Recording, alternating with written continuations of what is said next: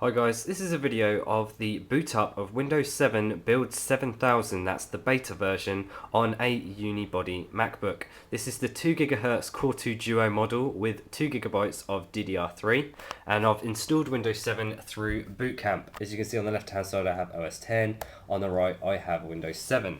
So I'm now going to press enter on the Windows partition and you'll be able to see the speed that it starts up.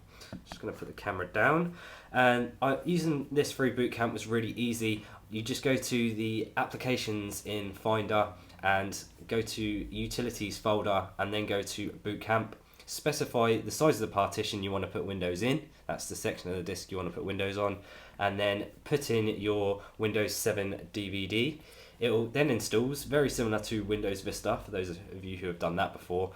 After that's all done, you put all the passwords in, things like that, you'll need your MacBook install DVD to take the drivers from, and then it should install alright. Now there were a few issues which I'll go into in a second. Also going to show you the experience index results. So you can see that it's fully booted up now. I've got everything in the corner. I'm going to put this in because I'm going to show you something. Will demonstrate there was a problem with this when I installed it. Now this is the 32-bit version. I'm just going to show you the experience index results first. So Windows Experience Index, the score it gets is a 4.4. The processor gets 5.4. The memory gets 5.5. The graphics gets 5.2. The gaming graphics gets 4.4 and the primary hard disk gets 5.4. So the gaming graphics is a letdown, but this is obviously integrated graphics, the 9400M, which lets it down. It's going to be better than the GMA 950, which is common in most laptops. That's the Intel integrated graphics, but whatever.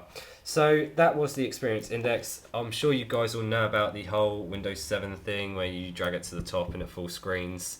Drag it to the right and it goes half screen so you can compare things, shake it to get Windows out of the way.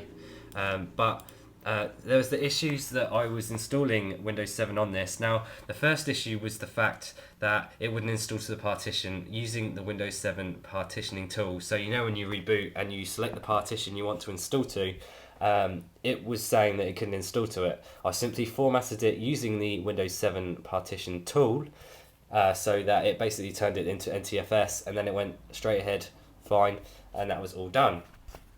Another thing to quickly demonstrate is that the keys are working. You can see we've got the volume keys and also the brightness is working using the keys, very similar to the way that Mac does it.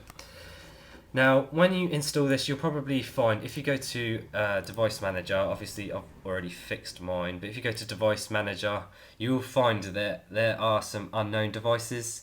One of them is SM Bus Controller or something like that, and one of them is coprocessor. Now you can actually fix this very easily by going into the install DVD that you use to get the drivers from when you first set up Boot Camp on Windows. Go into the Boot Camp directory, hoping you can see this.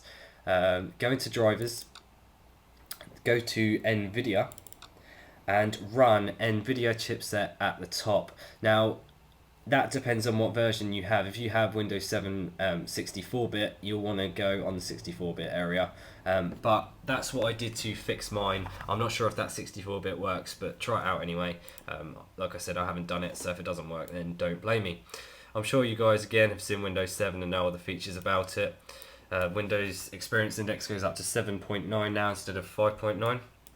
So yes, it was a fairly pain-free install, just that issue of the asking it to install to Boot Camp, had to format it using NTFS, even though I thought it already had with OS 10, and also the unknown driver issues which you can fix with the NVIDIA chipset installer there. Just simply run it and select all the drivers and get it to install it and it should be fine.